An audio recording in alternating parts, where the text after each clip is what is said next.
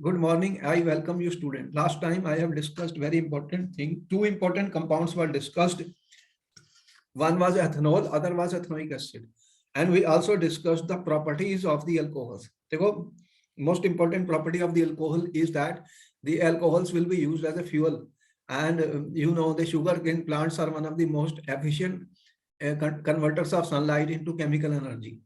And what we can do already, but some countries now use alcohol as an additive in petrol. So when we talk of uses, they are very important, that alcohol is going to be used as a fuel. You know what is the advantage of alcohol as a fuel? वो question पूछेगा, what is the advantage of alcohol over petrol? Advantage of alcohol over petrol. What is your answer, students? Petrol से ज्यादा ये अच्छा क्यों है? Because alcohol is a cleaner fuel. क्या answer लिखोगे? Alcohol is a cleaner fuel. ठीक है? What happens on combustion? It produces, on combustion it will produce carbon dioxide, water and energy. It will produce carbon dioxide, water and energy. ठीक है? तो इसमें कोई pollutants नहीं है. Whereas in petrol, you know what happens? Lot of pollutants are released. तो petrol के अंदर बहुत सारे पोल्यूटेंट्स होते हैं, oxides of nitrogen, oxides of sulphur, lead, इस तरह के कंपाउंड्स होते हैं किसमें? पेट्रोल में. तो ये उससे क्लीनर फ्यूल है, ये इसका एडवांटेज है आने वाले टाइम पर. इसको नोट कर लिया जाए, ऐसे क्वेश्चन आने वाले पर. और फिर हमने आपको एथेनोइक एसिड का बताया, इसकी प्रॉपर्टीज बताई और बहुत इंपॉर्टेंट रिएक्शंस बताई जो पेपर में पूछी जाएंगी. ऑलरेडी इस रिएक्शंस को तुमने कर लिया है. जो तुम्हें पता है कि मोस्ट इंपॉर्टेंट जो है ये क्वेश्चन जो पूछे गए थे एथेनोइक एसिड के ऊपर. देखो एथेनोइक एसिड के ऊपर क्वेश्चन आएगा पेपर में, you should be very sure. What is the formula of ethanoic acid? How you right student? CH3COH. और इसको ऐसे भी दिखा सकते हो. देखो ये हमारा कार्बोक्सिलिक एसिड है, तो ये हमारा एथेनोइक एसिड है. और we have shown you what happens student. इसका टेस्ट भी इंपॉर्टेंट है. How will you test the presence of COH group? तो कैसे टेस्ट करोगे अगर ये क्वेश्चन आ गया? How will you test COH group? अगर आपने टेस्ट करना है कार्बोक्सिलिक एसिड का, तो क्या टेस्ट किया आपने? इसके अंदर आपने क्या डाल दिया? Sodium hydrogen carbonate. तो सोडियम हाइड्रोजन कार्बोनेट ऐड करोगे तो क्या होगा? If you add sodium hydrogen carbonate in the ethanoic acid, what will happen students? तो एक टेस्ट बन जाता है बहुत important. What is that? If you have, this is your ethanoic acid, इसका कॉमन नाम एसिटिक एसिड है. ऐड सोडियम हाइड्रोजन कार्बोनेट, तो क्या बनेगा? कौन सी गैस निकलेगी? CO2 gas. Carbon dioxide gas. ये इंपॉर्टेंट है, ये क्वेश्चन आएगा पेपर में. अभी से ही बता रहा हूँ जो इंपॉर्टेंट है, I revise them, give them again कि ये क्वेश्चन आने वाले हैं. इसको डालते ही कार्बन डाइऑक्साइड गैस आएगी. How will you test CO2 gas? Carbon dioxide gas will turn lime water milky. तो this reaction is important which we have given you. This is our lime water. Calcium hydroxide aqueous is lime water. Carbon dioxide gas, ये compound बनता है. ये पूछा गया था, name the compound which is formed, that is calcium carbonate. So it will turn milky. तो ये milky हो जाता है. तो ये टेस्ट भी होता है जिससे हमें पता लग जाएगा कि ये we can test the carboxylic acid. Very important. What are the common uses of acetic acid? Acetic acid mean ethanoic acid. देखो sometimes they ask you give two uses. Alcohol uses, you have seen that it is a fuel, very good fuel. Acetic acid is used as a coagulant in manufacture of rubber. It is used in various dye stuffs and perfumes. It is used in manufacture of rayon fiber and used as a solvent. Solvent के लिए भी use होता है. और आपको पता ही है कि विनेगर जो होता है, विनेगर का आपको पता ही है, घर में आप यूज कर रहे हो. Vinegar means 4 to 5% solution of acetic acid होता है, which is used in dressing, salads, pickles. तो ये as a preservative भी यूज होता है. तो you are aware of the uses of acetic acid also.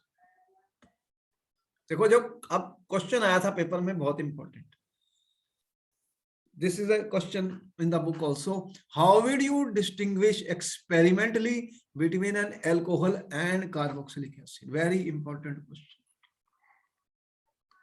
आपके पास 1 मिनट का टाइम है, आप जल्दी बताइए क्या क्या what answer you are giving. Distinguish का टेस्ट बहुत इंपॉर्टेंट है। आपके पास एथेनॉल है, you have ethanol and ethanoic acid. How will you distinguish? This is your ethanol student and you have ethanoic acid. इन दोनों को डिस्टिंग्विश करना है। तो फंक्शनल ग्रुप आर डिफरेंट। इसमें कौन सा फंक्शनल ग्रुप है? OH, इसमें COH। तो what test you can do जब डिस्टिंग्विश क्वेश्चन होता है, तो we have to give a test in the exam. तो बताइए, आपके पास 1 मिनट का वक्त है, फिर मैं इसको एक्सप्लेन कर रहा हूँ, ये इंपॉर्टेंट क्वेश्चन है। How would you distinguish experimentally alcohol and carboxylic acid? तो answer we have already written for you student because it is an important question. See, ethanol जो होता है वो neutral in nature है, it is neither acidic nor basic and does not have any effect on litmus paper. ये important point है कि अगर मैं छोटा सा ही टेस्ट करूं, आपने देखा था लिटमस पेपर होते हैं, तो लिटमस वाले जो होते हैं वो ब्लू लिटमस को रेड कर देते हैं एसिड्स। अगर कोई एसिड होगा, you know, acid will turn blue litmus red. चलो ये छोटा सा टेस्ट है। तो ब्लू लिटमस रेड कौन करेगा दोनों में से, बताओ। एसिड कौन सा है? ये एसिड कह रहे हो, एथेनोइक एसिड। तो होगा क्या कि यस, तो ethanol is neutral, ethanoic acid is acidic and turns blue litmus red. तो ये एक छोटा सा टेस्ट हम कर सकते हैं। सेकंड क्या है, इंपॉर्टेंट पॉइंट टू नोटिस कि हमने अभी आपको एक बहुत अच्छी रिएक्शन बताई जो कि यही लिखनी चाहिए पेपर में, which this one, ethanol does not react with sodium hydrogen carbonate, लेकिन ethanoic acid reacts with sodium hydrogen carbonate, forms brisk effervescence of CO2 gas। ठीक है, तो ये बहुत इंपॉर्टेंट है, ये आपने एग्जाम में लिखना है। This will be asked in the paper. Ethanoic acid में important है, मतलब many times it has been asked. Ethanoic acid reacts with sodium hydrogen carbonate and form brisk effervescence of CO2 gas। तो यहाँ पे आप देख रहे हैं कार्बन डाइऑक्साइड गैस निकल रही है, तो फिर कार्बन डाइऑक्साइड गैस जब निकलेगी उसको क्या करोगे? Pass through lime water. चलो वेरी गुड वेरी गुड। तो लाइम वाटर में पास कर दिया आने तुमने, उसके बाद क्या हुआ, क्या बनेगा? कौन सा कंपाउंड बना था? CaCO3। तो ये क्या करता है? Milky, lime water turns milky. Very important reaction. Repeatedly this question is given to the students and you should learn the reaction also. और इंपॉर्टेंट पॉइंट क्या है कि एथेनॉल में अगर हमने सोडियम डाला था, एक रिएक्शन आपने की थी एथेनॉल की विद सोडियम की थी, we have done it right. Yes sir. तो इसमें क्या किया था, ethanol reacts with sodium metal. तो क्या हुआ था जब सोडियम को आपने एथेनॉल में डाला था? CH3CH2OH, you added sodium. Student बोलो कौन सी गैस निकली थी, कौन सी रिएक्शन हुई थी? Tell me name of the gas. So carbon dioxide. अरे इसमें कार्बन डाइऑक्साइड कैसे निकलेगी बताओ? ये एथेनॉल है, सोडियम डाल रहे हो। अब देखो कैसे फाइंड करते हैं, ये H है, ये N है, N ने H को निकाला है। H क्या होता है, अगर दो होंगे तो क्या निकल जाएगी? Hydrogen gas. बात समझो रिएक्शन की। इसको 2 कर दो, इसको 2 कर दो। तो ये देखो कि रिएक्शन खुद, you should learn how to make a reaction, never answer in a hurry. Understand करो, what I am trying is that don't mug the things, understand करो, understand the thing। देखो इसमें क्या है, CH3CH2O है, H है, तो इसमें कहाँ है CO2? तो यहाँ पर दिख रही थी मुझे, CO2 दिख रही थी ना, ये CO2 दिख रही है। yes. तो यहाँ पर तुम्हें दिख रही थी, देख ध्यान लगाओ, दिमाग लगाओ, यहाँ पर तो H है, तो ये H क्या करेगा? हाइड्रोजन बनाएगा। तो अगर हमने अगर वो पूछे give a test of ethanol, तो what will you answer in the paper? You will say add a piece of sodium and you will get which gas? Hydrogen gas. It burns with a pop sound. चलो हो गया, ये important है, questions बार बार discuss हो रहे हैं। Pop sound very important question student, I discuss because we are expecting such questions in the paper. Reactions also you note down. तो ये हमने आपको एक्सप्लेन किया। फिर एक क्वेश्चन आ गया पेपर में, question answer discussion is very important because you will gate questions now. Descriptive paper है, डिफिकल्ट पेपर है, आसान पेपर नहीं होगा, अभी भी बता रहा हूँ, फिर टाइम कम रह जाएगा आपके पास। तो बताइए what are oxidising agents. You have 1 minute to answer the question, you have already done it. कहां पर ऑक्सीडेशन की थी, कौन सा ऑक्सीडाइजिंग एजेंट यूज किया था तुमने, आंसर बताइए जल्दी से। Sir, it is a substance which हाँ, gives oxygen. तो oxidation are substances, you can say substances which are, चलो मैं 2 पॉइंट्स लिख रहा हूं, which are capable of oxidizing, capable of oxidizing means मतलब एडिंग ऑक्सीजन, ठीक है। ऑक्सीडाइजिंग क्या होते हैं, जो दूसरों में ऑक्सीजन ऐड करते हैं, कैपेबल ऑफ एडिंग ऑक्सीजन, ठीक है, टू अदर सब्सटेंसेस, यही है। Yes, easy sir. Definition, easy बता रहा हूं भाई, याद नहीं करनी, लर्न करनी, लर्न इट। मतलब ऑक्सीडाइज कर रहा है, ऑक्सीजन दे देगा किसको, दूसरे सब्सटेंस को। आप एग्जांपल बता दो फिर इसका, जल्दी से बताओ, give me an example of that. Important question है, इंपॉर्टेंट क्वेश्चन है। कौन से ऑक्सीडाइजिंग एजेंट्स यूज किए थे आपने, एल्कलाइन, पोटेशियम, परमैंगनेट, बोलो किया था, याद आ गया। Yes, sir. फार्मूला क्या था इसका, KMnO4। एंड दूसरा कौन सा यूज किया था, एसिडिफाइड, पोटेशियम डाइक्रोमेट,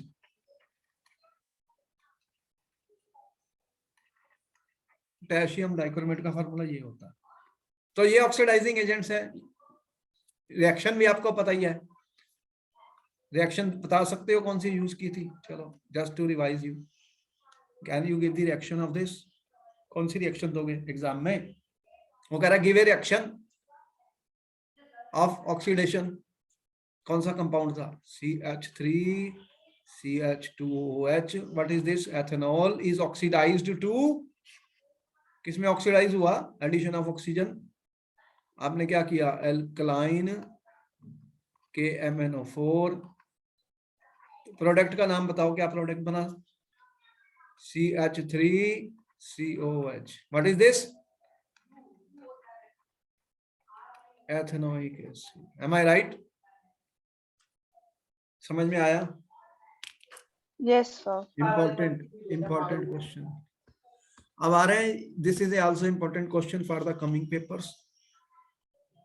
क्वेश्चन ये है कि पहला क्वेश्चन यह, what are soaps, first question answer देखो, क्वेश्चन क्या आपको आया, what are soaps, can you answer this question, can are you using soaps at home, soaps किस लिए यूज हुए, सबसे पहले for cleansing of, cleansing purpose के लिए यूज हुए, ठीक है, आप अपने हाथ भी धोते हो, कपड़े भी वॉशिंग हुए, सब कुछ हुए, लेकिन basically soaps, when this question is asked to the students in science, you have to explain कि soaps का what are the actual soaps। तो soaps क्या है हमारे पास स्टूडेंट्स, they are sodium और potassium salts of long chain carboxylic acid।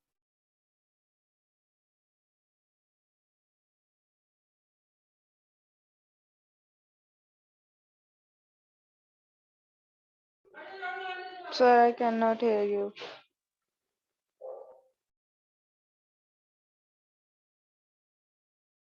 Sir, आप mute पर हो।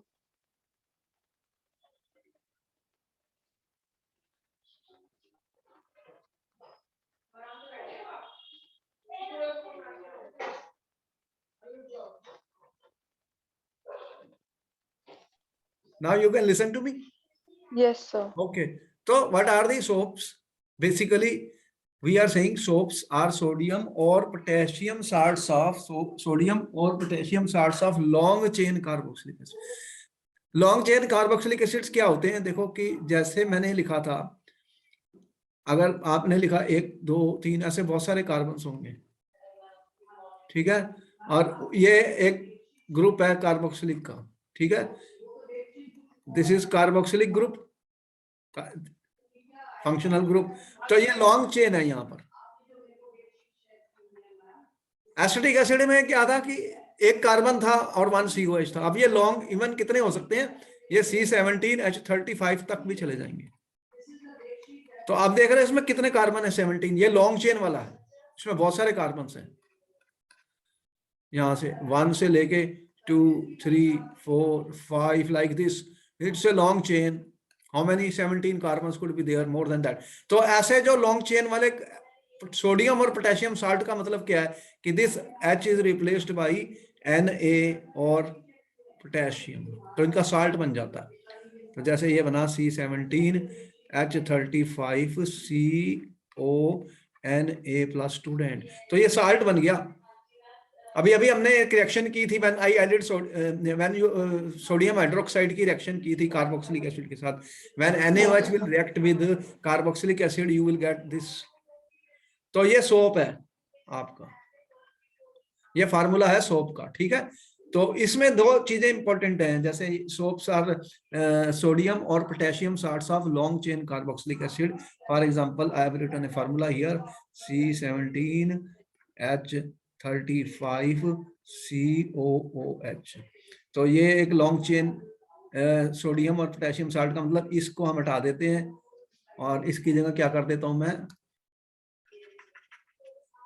सोडियम। तो this is a long chain. अब इसमें देख रहे हो there are two types of end, इसको बोलते हैं, दिस ग्रुप इज आयनिक, ये दिख रहा है, ionic end of the soap, this is ionic end of the soap. इसमें प्लस माइनस दिख रहे हैं आपको, चार्ज्ड है। Yes, sir. Ion means ions are there minus, but इसमें कोई भी आयंस नहीं है, ठीक है। तो ये जो चेन आपको दिख रही है, there is no ionic end of this, the ionic end dissolves in water. ये वाला जो आयनिक एंड होता है ये वाटर में डिसॉल्व होता है, dissolves in water because it is ionic। ये जो कार्बन चेन है, ये कार्बन वाली चेन है, what happens, it dissolves in oil, it dissolves in oil। तो जो डस्ट होती है, डल्ट होती है कपड़ों पर, वो क्या होती है, ग्रीस होती है, ग्रीस क्या होती है, ऑयल होता है। तो ऑयल को ये, this part of this will go inside the oil and this part will be soluble in water, the soap molecules thus forms। तो ये क्या करते हैं कि they are used for cleaning purpose, so these are soaps। and what are they used, we will explain to you the cleansing action of soap। so what is the soaps used for, what the soaps are used for, very important, this question has been asked so many times। आपको structure समझ में आ रहा है। तो mainly जो soaps and detergents हैं, mainly they are cleansing agents, they are cleansing agent, they are used for cleansing, they have a cleansing action। ये स्ट्रक्चर समझ में आ गया आपको, मैंने क्यों लिखा भी, इसको और एक्सप्लेन करने जा रहे हैं। तो सोप्स का हमने रिएक्शन भी दिखाया था कि सोप्स कैसे, सल्फोनिफिकेशन रिएक्शन मैंने दिखाई थी आपको, जब एस्टर्स होते हैं उन्हें NaOH के साथ रिएक्ट करते हैं तो what happens, saponification reaction takes place. Reaction बताई थी saponification, did I tell you how they are prepared, sonification reaction we have told you in the last lecture, tell me Yes, sir. what is sonification reaction। Ester जो थे हमने उनको react किया था किसके साथ, NaOH के साथ, तो फिर आपको क्या मिलता है, what you get, soap plus alcohol, ठीक है। This reaction you can check in the previous video we have shown you how the saponification reaction, saponification means soaps will be produced, तो सोप के लिए इन्होंने इसका नाम कर दिया सल्फोनिफिकेशन रिएक्शन। ऑलराइट, सबसे पहला क्वेश्चन यही था, व्हाट आर सोप्स, ठीक है, ये समझ में आ गया। आगे चलते हैं, let us see in more detail what we are talking about student. अब हम और डिटेल में बात कर रहे हैं, बहुत इंपॉर्टेंट है ये topic. even in 12th class this is coming for the exam to the students, cleansing action of soap 11th 12th में भी आ रहा है केमिस्ट्री में। देखो हम ये कह रहे हैं soap molecule is made up of 2 parts, a long hydrocarbon part and a short ionic part containing this group. The long hydrocarbon part is called hydrophobic part. तो मैं इसको ऐसे दिखा सकता हूं सोप को, ये कार्बन की चेन है, ठीक है, और इसके ऊपर एक इस तरह से आयनिक पार्ट है। ये कौन सा पार्ट है? आयनिक पार्ट। ये कौन सा वाला है? CO- Na+ वाला। और ये वाला पार्ट जो है ये नॉन आयनिक पार्ट है, this is non ionic part, ठीक है। ये कौन सा है? लॉन्ग हाइड्रोकार्बन पार्ट, कार्बन का पार्ट है, हाइड्रोजन और कार्बन पार्ट है। इसको बोलते हैं hydrophobic. Hydrophobic means water repelling, ये वाटर को लाइक नहीं करता। फोबिया क्या होता है? Phobia means it does not like.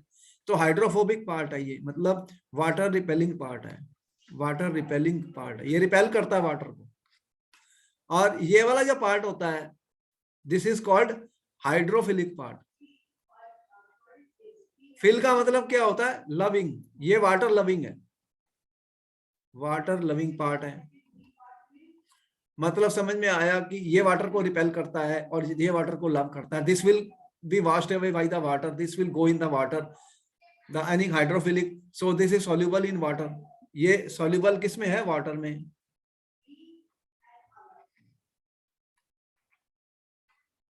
और ये क्या है? Insoluble in water,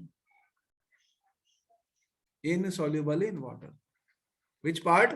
hydrophobic part is insoluble in water. और ये ऑयल में सॉल्युबल होता है, ये जो होता है सॉल्युबल इन ऑयल होता है, हाइड्रोफोबिक सॉल्युबल इन ऑयल। और ये व्हाट? ऑयल में इनसॉल्युबल होता है, this is insoluble in oil. Note कर लो, इनसॉल्युबल इन ऑयल। तो अब होगा क्या? देखो व्हाट विल हैपन कि ये आपका ऑयल है, दिख रहा है ऑयल, ये ऑयल है। Yes, sir. तो ये सोप के मॉलिक्यूल्स हैं, these are the molecules of soap. देखो ये हाइड्रोफोबिक पार्ट है, लॉन्ग वाला कार्बन वाला पार्ट है, और ये आयनिक पार्ट है, ये वाले प्लस माइनस आयनिक पार्ट है। तो ऑयल में कौन सा जाएगा? ये वाला, ये this part is attracted towards oil because it is hydrophobic. Oil क्या होता है? Oil is hydrophobic. तो आपको पता है ऑयल Yes, और sir. वाटर इनसॉल्युबल होते हैं, दो सेपरेट लेयर बनाते हैं। Oil does not Yes, dissolve sir. Water. तो ये वाले जो है ये ऑयल में जा रहे हैं, मतलब they are attracted by the oil.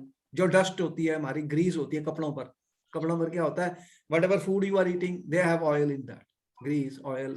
तो ये वाले पार्ट क्या करते हैं? ये ऑयल इसमें चले जाते हैं ऑयल। और ये वाले ऊपर वाले ये वाटर सॉल्युबल है, वाटर सॉल्युबल। तो बहुत सारे large number of such molecules, large number of soap molecules come together, बहुत सारे मॉलिक्यूल इकट्ठे हो जाते हैं। देखो इकट्ठे हो गए बहुत सारे एग्रीगेट। Yes, sir. तो ये बहुत सारे सोप मॉलिक्यूल्स थे, large soap molecules form aggregates, aggregates बन जाता है एक तरीके से। तो कोलाइडल इन नेचर बन जाते हैं, और you can see they more than 1000 soap molecules will come together, और इसे बोलते हैं मीजल, मीजल्स बन जाते हैं। They form micelle around the oil drop. तो ऑयल ड्रॉप के अराउंड मीजल फॉर्मेशन हो जाती है। अब जब वाटर से मैं वॉश करूंगा तो ये जो पार्ट है ये वाटर के साथ बह जाएगा, this will go with the water. तो ये ऑयल को पुल करके ले जाएंगे। What will happen? The oil which was sticking to our clothes that will be pulled away by the formation of the micelles. तो ये नोट कर लो, आगे और बता रहे हैं आपको। अब एक एक्टिविटी दी थी उसने बुक में, you can try this at home. Take about 10 milliliter of water in each in 2 test tube. आपके पास 2 टेस्ट ट्यूब्स हैं। टेस्ट ट्यूब ए है, बी। आपने वाटर ले लिया, कितना लिया है? दोनों में, ठीक है, 10 मिलीलीटर। और क्या किया? Label them as and B to test tube B, to test tube B add, अच्छा ए एंड बी में क्या किया आपने, इनमें एक ड्रॉप ऑयल डाल दिया, दोनों में ड्रॉप ऑफ ऑयल, इन दोनों में एक एक ड्रॉप ऑयल डाल दिया, ठीक है, ऑयल का ड्रॉप डाल दिया। तो इसका कलर चेंज कर देता हूँ ऑयल का, तो ये ऑयल का ड्रॉप है, चलो इसको इससे दिखा देता हूँ, ये ऑयल है, इसमें भी ऑयल का एक ड्रॉप है और ये भी ऑयल का एक ड्रॉप है, ठीक है। अब क्या हुआ, ऑयल का ड्रॉप आपने डाल दिया। To test tube B add few drops of soap solution, अब इसमें क्या किया आपने, बी में add few drops of soap solution, now shake both the test tube vigorously for same period of time, दोनों को शेक कर दिया। Can you see the oil and water layer separated in both test tube immediately after you stop shaking, तो जैसे ही आपने shaking stop की तो oil और वाटर के क्या हुआ, दो लेयर्स सेपरेट हो गई, दो लेयर सेपरेट हो गई। Leave the test tube undisturb for some time, observe does the oil layer separate out, in which tube does this happen.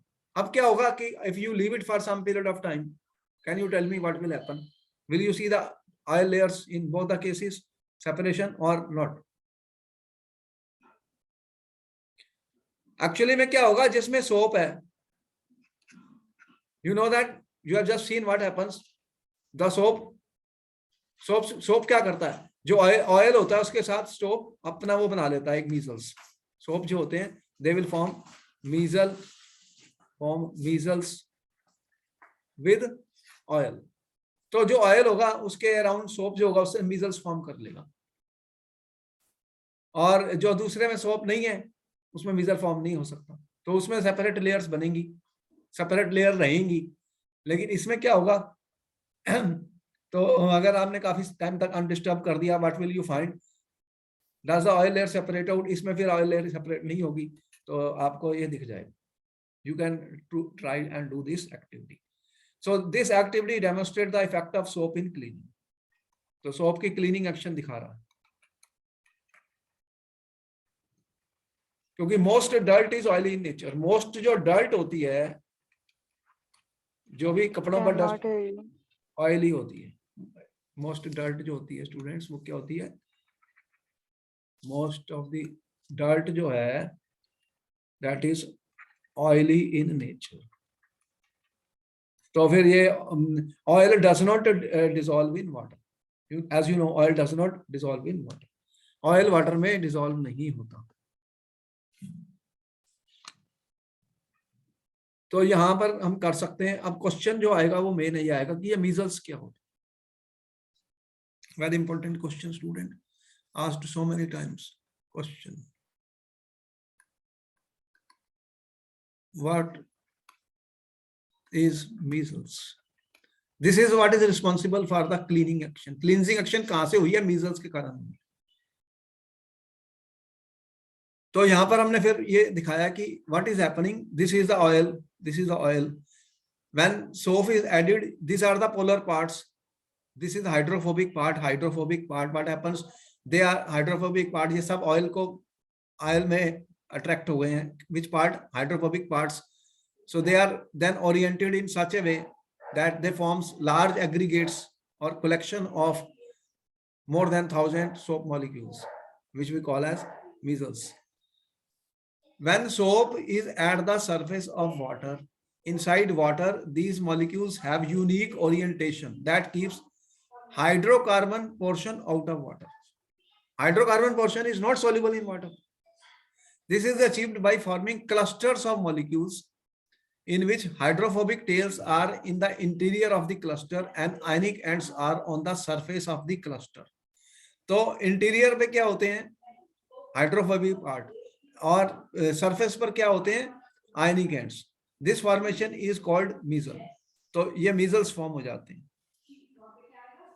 तो आपको दिख रहा है कि सोप मॉलिक्यूल, सोप मीजल कैसे फॉर्म होता है, non polar hydro chain dissolve non polar hydrocarbon dissolve in each other, polar group dissolve in water.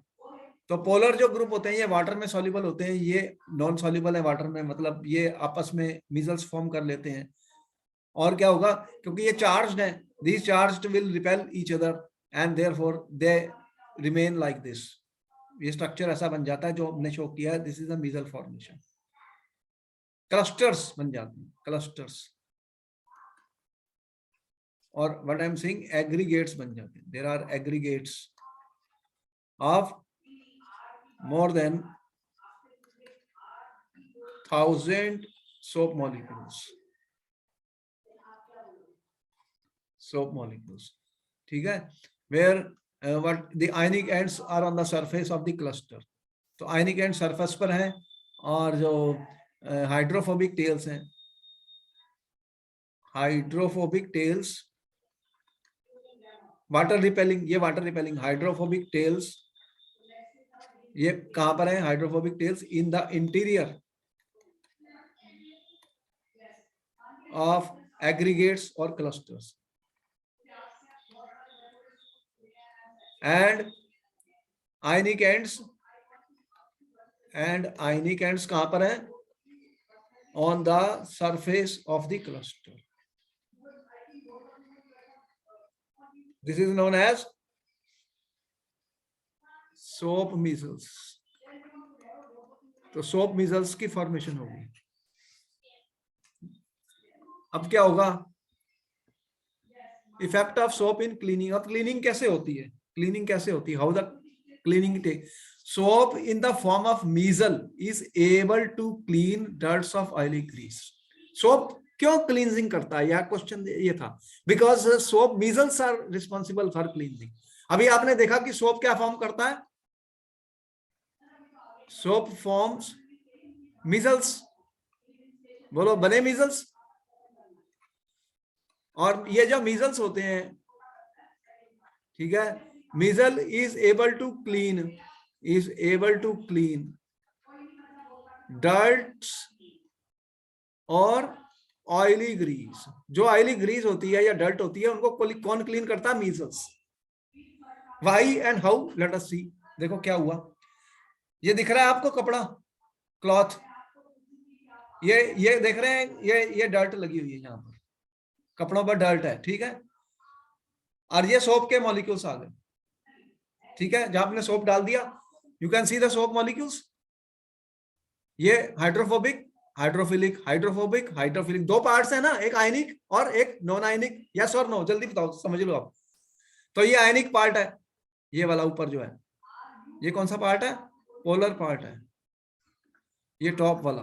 और ये वाले कौन से हैं, हाइड्रोफोबिक पार्ट, जो नॉन पोलर होता है, ये हाइड्रोफोबिक पार्ट है, दिख रहा है ये वाला। तो ये हाइड्रोफोबिक पार्ट कहां जाएंगे, ये ऑयल पे, ये डर्ट है, ये हमारी क्या है, डर्ट है स्टूडेंट्स, ये ऑयल है, ये वाला। तो हाइड्रोफोबिक पार्ट ये देख रहे हैं, डर्ट के अराउंड क्या कर रहे हैं, बहुत सारे इकट्ठे हो रहे हैं, एग्रीगेट्स बना रहे हैं, क्लस्टर्स बना रहे हैं, बन रहा है क्लस्टर, टेल मी। तो ये क्या हो रहा है, अराउंड द डर्ट, इस पिक्चर में आप देख रहे हैं, around the oil dirt micelle formation takes place. क्या होता है, सोप्स जो होते हैं, soaps form micelles, soap micelle is form. ये देख रहे हो, यहाँ पे मीजल बन गई। अब क्या होगा कि ये जो है नॉन पोलर टेल है, pointing towards only dirt, polar head है, ये वाटर की तरफ है। तो ये वाटर जब मैं पानी डालूंगा तो क्या होगा, ये वॉश अवे हो जाएगा। when water continuously runs what happens, तो ये जो है ये बाहर खींच लेगा कपड़े से। देख रहे हो यहाँ पर ये मीजल डर्ट जो है वो सोप के मीजल के साथ आ गई।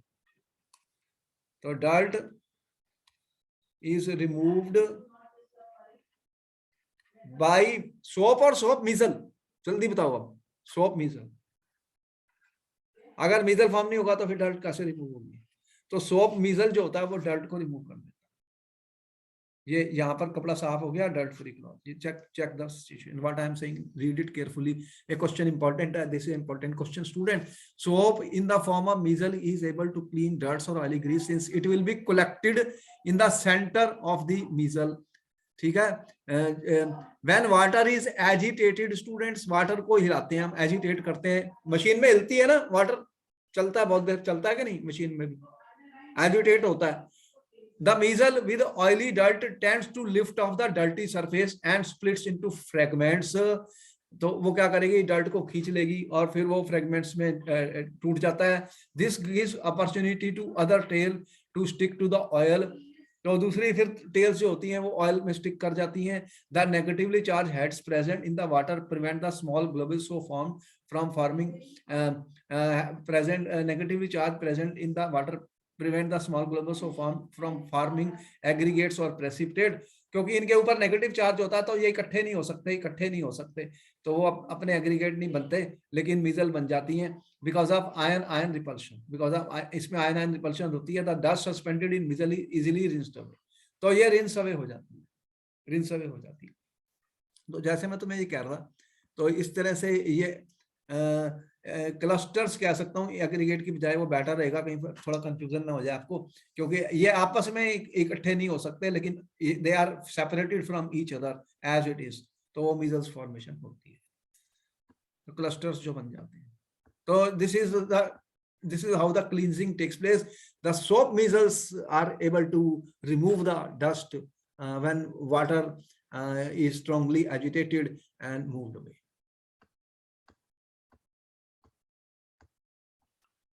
Another activity is coming now. इस एक्टिविटी में क्या बता रहे हैं स्टूडेंट, वो क्या कह रहा है, take about 10 millilitre of distilled water और rain water, add 10 millilitre of hard water. अब देखो हार्ड वाटर क्या होता है, tell me what is hard water students. जो आपके टैप में आ रहा है पानी, इज इट हार्ड और सॉफ्ट वाटर, टेल मी। जो वाटर आपके घर में आ रहा है क्या वो हार्ड वाटर है? Answer is no. Hard water कौन सा होता है? ट्यूबवेल और जो हैंड पंप से आता है। जो ट्यूबवेल में पानी होता है और हैंड पंप से होता है वो कौन सा है? Hard water. ठीक है, at 10 millilitre of hard water, take about 10 millilitre distilled water, rain water and 10 millilitre of hard water. ठीक है, in separate test tube, 2 test tube लिए आपने।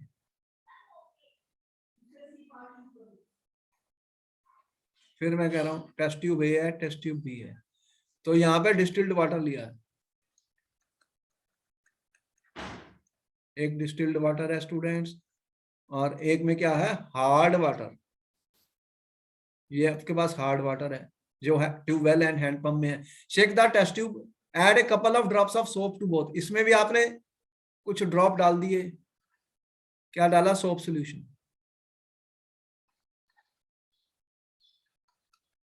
और इसमें भी आपने डाला सोप सोल्यूशन के कुछ drop. Add soap solution drops in both of them.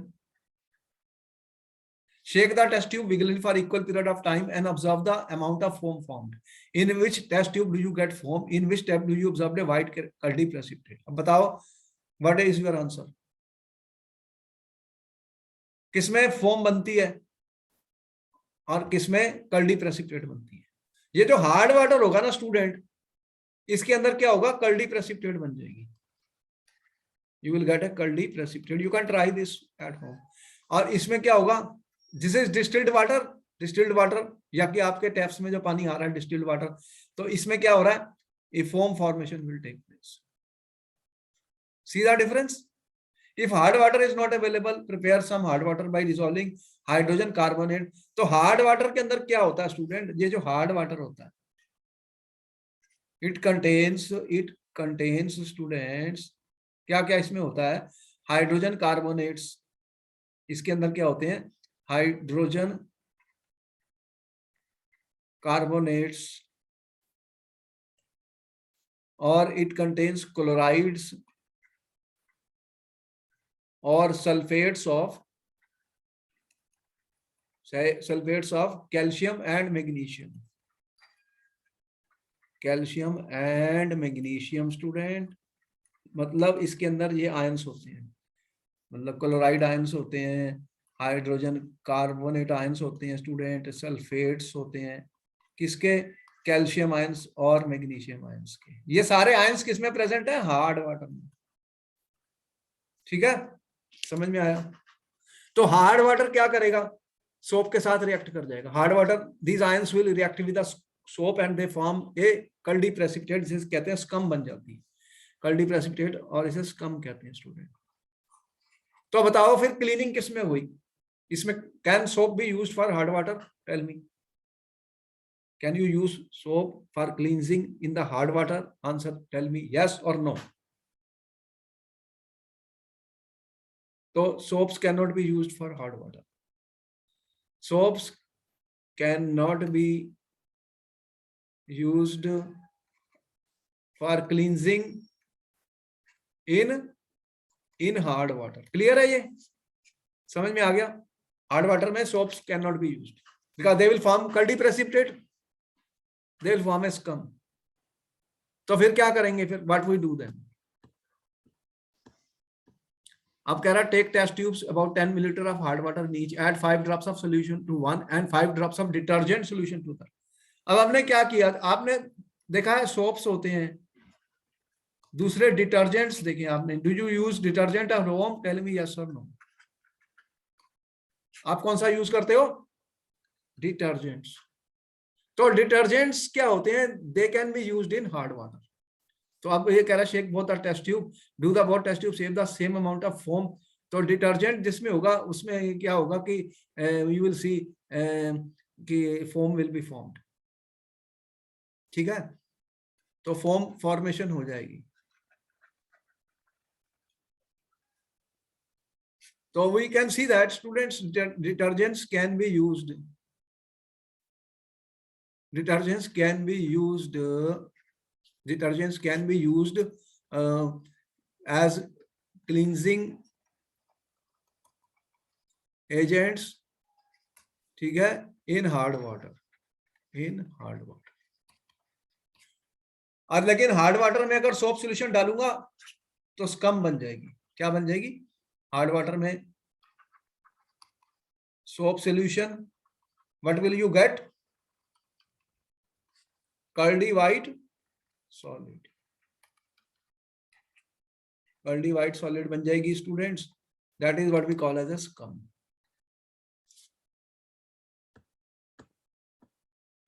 Question ये आया था, what happens when soap is added to hard water, student I just told you कि soaps can not be used for hard water because soap is added to hard water, calcium ion and magnesium ion present in hard water reacts with soap.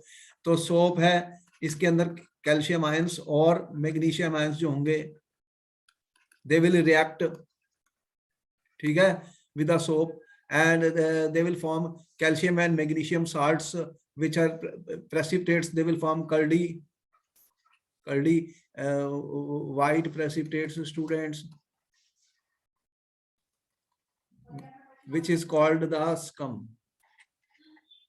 तो scum बन जाएगी कि ये stick करेगी on the clothes, ऐसा the cleansing capacity of soap जो है वो रिड्यूस्ड हो जाएगी, they are converted into calcium and, ये सारे होते हैं calcium and magnesium salts are produced, magnesium salts are produced,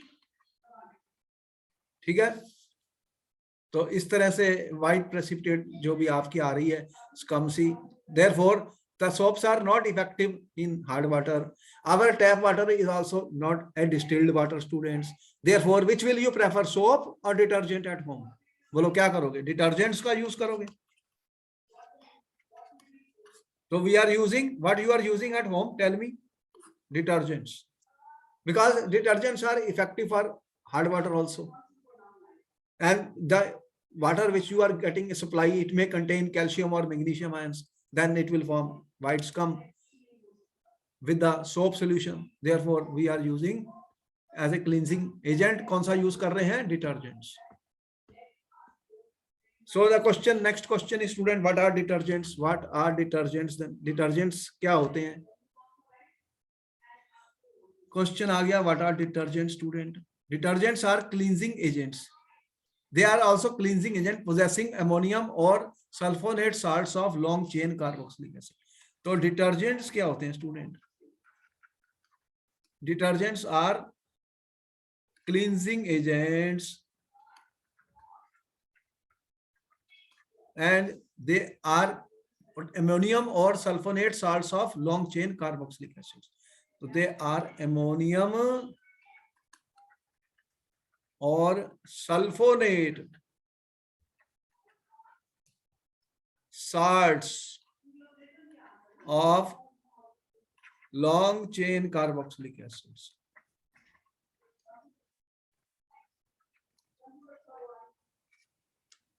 sulfonate SO4 वाले ग्रुप है, अमोनियम का NH4 वाले हैं, NH4, and that are used to clean cloths in hard water. They can be used to clean cloths in hard water. तो hard water में detergent use होते हैं. Detergents are generally sodium salts और sulphonic acids और ammonium salts with chlorides और bromide ions. Both have long chain, ठीक है, and the charged ends of these compounds do not form insoluble precipitates with calcium or magnesium ions in hard water. Thus they remain effective in hard water. Detergents are usually used to make shampoos and products for cleaning cloth. Important है ये, important है, ठीक है. तो detergents do not form, they do not form students insoluble precipitates. They do not form insoluble precipitates with hard water. ठीक है. तो आपको पता लगा कि सोप्स एंड डिटर्जेंट्स में क्या डिफरेंस है, विच इज मोर इफेक्टिव, और कौन सा आप यूज करोगे. Soaps and you have seen what is a measle formation by the soaps and how the measle formation helps in cleaning it. ठीक है, समझ में आया? If I put one difference here, we have shown you what is the differences between soaps and detergents. Question ये आ गया student. Give two differences between soaps and detergents. First मैंने ये कहा, soap consists of CO- group attached to a fatty acid having a long chain alkyl group. They are nothing but sodium salts of carboxylic acid, whereas detergents are sulfonate, मैंने बताया था, groups, ammonium groups of the long chain alkyl chain attached to a carboxylic acid. Second, soaps are not effective in hard water and saline water, but detergents do not lose their effectiveness in hard water and saline water. Soaps are completely biodegradable. देखो ये important है, soaps are biodegradable. Then there is no pollution problem. Pollutant नहीं है, फिर वो degrade हो जाते हैं. But detergents are containing a branched hydrocarbon are non-biodegradable. ये biodegradable नहीं है. They can cause water pollutant. तो ये एक water pollutant है. क्या है? Water pollutant. They have a tendency to form scum in hard water. They form scum, जो मैंने बोला था, insoluble बन जाता है.